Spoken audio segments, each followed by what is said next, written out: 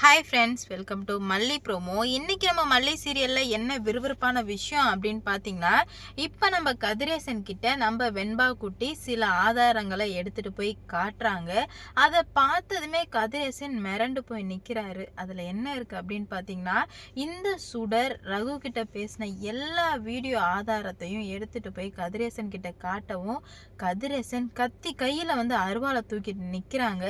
எப்படி இதெல்லாம் நடந்துச்சு அப்படின்னு சொல்லிட்டு தாங்க இந்த வீடியோவில் பார்க்க போகிறோம்.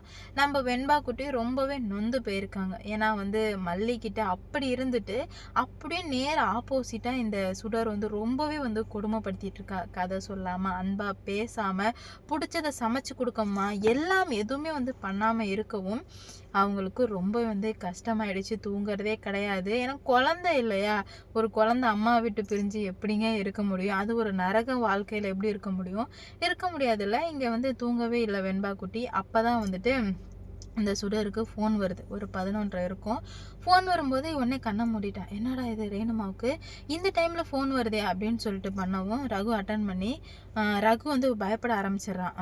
இந்த மாதிரி சுடர், எனக்கு ரொம்பவே பயமாக இருக்குது. எனக்கு என்ன பண்ணுறது, ஏது பண்ணுறது, எப்படி முடிவு இருக்கிறதுன்னு எனக்கு தெரியல. அதனால் எனக்கு சுத்தமாக புரியல சுடர் அப்படின்ற மாதிரி சொல்லவுமே, உடனே சுடர் என்ன ரகு, நீ ஏன் இப்படி பயந்தா நான் என்னதான் ரகு பண்ணுறது அப்படின்ற மாதிரி கேட்க, இல்லை எனக்கு சுத்தமாக புரியல, ஏதாவது ஒன்று பண்ணி தான் ஆகணும் அப்படின்ற மாதிரி சொல்கிறாங்க.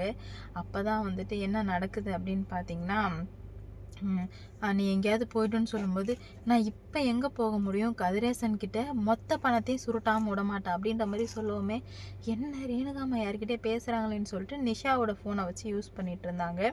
ஃபுல்லாக வீடியோ எடுக்க ஆரம்பிச்சிடுறாங்க. இவங்க பேசுகிறத நம்ம வெண்பா வீடியோ எடுக்க ஆரம்பிச்சிடுறாங்க. அதில் எல்லாமே பதிவாகுது. அப்போ தான் வெண்பா சொல்கிறாங்க, ஐயோ இவ்வளோ மோசமாக நடந்துக்கிறாங்க, அப்போ உண்மையிலுமே இவங்க நம்ம அம்மா இல்லையா அப்படின்ற மாதிரி அப்போ தான் தெரிய வருது. இதனால் என்ன நடக்க போகுது அப்படின்னு சொல்லிட்டு வெயிட் பண்ணி பார்க்கலாம். இவ்வளோ நாளாக இருந்ததுக்கும் இப்போ இருக்கிறதுக்கும் நிறைய வித்தியாசங்கள் இருக்குது. ஏன்னா என்ன பண்ணுறது ஏது பண்ணுறதுன்னு தெரியாமல் தான் முழிச்சிட்ருக்காங்க. அந்த சமயத்தில் தான் நம்ம வெண்பா எல்லாத்தையுமே கேட்சப் பண்ணிடுறாங்க. அப்போ இந்த சுடர் வேற ஒரு வார்த்தையை விட்டுறா. என்ன அப்படின்னு பார்த்தீங்கன்னா, இந்த மாதிரி இந்த கேஸை திசை திருப்பணும் அப்படின்னா இந்த மல்லியை கொலை பண்ணால் மட்டும்தான் ரகு சரி வரும்னு சொல்லுவோமே, வெண்பாவுக்கு விடன்னு ஆகிடுது. என்னடா இது, மல்லியம்மாவை கொலை பண்ணணும்னு சொல்கிறாங்களே, என்ன இப்படி சொல்கிறாங்க அப்படின்ற மாதிரி யோசிக்க ஆரம்பிக்கிறாங்க. அப்போ தான் வெண்பாவுக்கு ரொம்பவே பயம் உடனே எடுக்கிறாங்க. எடுத்துட்டு ஏதோ நடந்துட்டுருக்கு அப்படின்ற மாதிரி தெரிஞ்சு வீடியோ எல்லாத்தையும் எடுத்துகிட்டு படப்படப்படான்னு இருக்குது. வெண்பாவுக்கு சுத்தமாக தூக்கம் வரல. காலையில் முழிச்சதுமே முகலாம் வாடி போயிருக்கு. அப்போ தான் கதிரேசன் கிட்ட, தாத்தா உங்ககிட்ட ஒரு விஷயம் சொல்லணும் அப்படின்ற மாதிரி சொல்லுடா என்ன சொல்லணும் அப்படின்ற மாதிரி கேட்க, உடனே ரேணுகாவை பார்க்குறாங்க. இல்லை நான் உங்கள்கிட்ட தனியாக சொல்லணும்னு சொல்லவுமே இந்த ரேணுகா திட்டுறா. என்ன அப்படி தாத்தா கிட்ட தனியாக சொல்லணும், இங்கேவே சொல்லு அப்படின்ற மாதிரி சொல்ல, இல்லை நான் இங்கெல்லாம் சொல்ல மாட்டேன் சொல் அப்படின்ற மாதிரி கேட்குறாங்க. உடனே என்ன பண்ணுறது ஏது பண்ணுறேன்னு சொல்லிட்டு சுத்தமாக புரியல அவங்களுக்கு. ரொம்ப குழம்பி போயிடுறாங்க. அப்போ தான் வெண்பா சொல்கிறாங்க, தாத்தா இவங்க ரேணுகாமாவே கிடையாது தாத்தா அப்படின்ற மாதிரி சொல்ல, என்னம்மா இப்படி சொல்கிற அப்படின்ற மாதிரி கேட்க, அது மட்டும் இல்லாமல் அந்த 50 லட்சத்தை எடுத்தது வேற யாரும் இல்லை ரேணுமா தான் அப்படின்ற மாதிரி சொல்லவுமே, யார் உனக்கு இதெல்லாம் சொல்லி கொடுத்தா, நைட்டு மல்லிக்குன்னு ஃபோன் பண்ணியான்னு கேட்க, இல்லை தாத்தா இங்கே வாங்க தாத்தான்னு சொல்லிட்டு அந்த ஃபோனில் உள்ளதை எடுத்து காட்டுறாங்க. இங்கே பாருங்கள் அப்படின்னு சொல்ல, அவள் பேசினது எல்லாமே இருக்குது. பார்த்ததுமே அரண்டு போயிட்டாரு கதிரேசன். என்னடா நடக்குது இங்கே, என்ன இது, இவ எப்படி பேசி வச்சிருக்காளே யார்கிட்ட அப்படின்ற மாதிரி கேட்க, எனக்கு எதுவுமே தெரியாது தாத்தா, இவங்க இதுக்கு முன்னாடி இன்னும் நிறையா பேசிகிட்டு இருந்தாங்க, காசு எடுத்தது தெரிஞ்சிரும் அப்படி இப்படின்லாம் பேசிகிட்டு இருந்தாங்க தாத்தா, எனக்கு என்ன முடிவு எடுக்கிறதுனே தெரியல அப்படின்ற மாதிரி சொல்லிடுறாங்க. உடனே கதிரேசன் சொல்கிறாரு, என்ன நடந்தாலும் சரி இதை மட்டும் சொல்லவே சொல்லாத. அப்போ 50 லட்சத்து திருநது இவ தானா, அப்போ கண்டிப்பாக இவன் என் பொண்ணாக இருக்க மாட்டா. வெண்பாவும் சொல்கிறாங்க, மல்லியம்மா அப்போவே சொன்னாங்களே தாத்தா, இது ரேணுகா கிடையாது சுடர் தான் அப்படின்னு சொல்லிட்டு, உண்மையிலுமே சுடராக தான் இருப்பாங்களோ அப்படின்ற மாதிரி யோசிக்கவுமே அதுக்கு வாய்ப்பு நிறையவே இருக்குது. இதுக்கு மேலே நம்ம இப்படியே விட்டு வைக்கக்கூடாது, நான் பார்த்துக்கிறேன்டா அப்படின்ற மாதிரி சொல்லி முடிவுக்கு வர்றாங்க. ஆனால் என்ன பண்ணுறது ஏது பண்ணுறதுன்னு சுத்தமாக புரியல.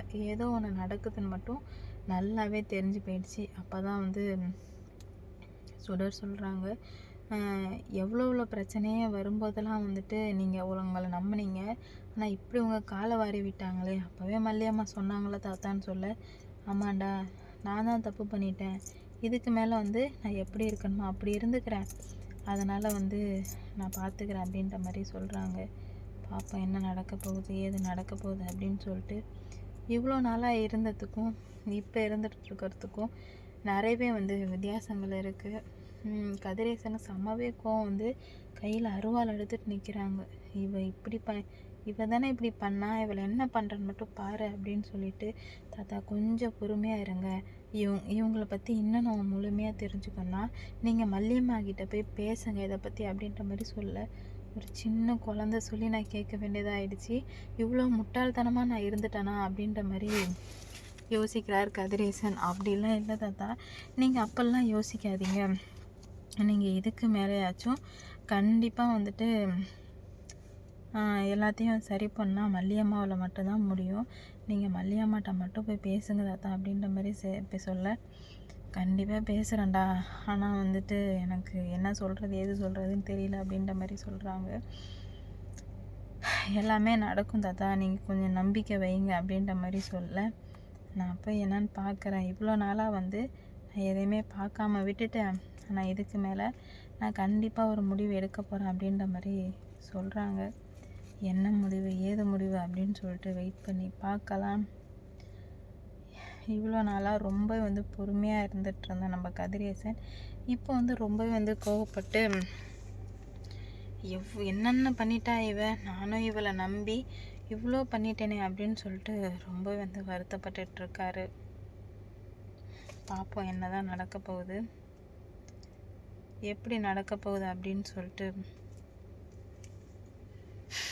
வெயிட் பண்ணி பார்க்கலாம்.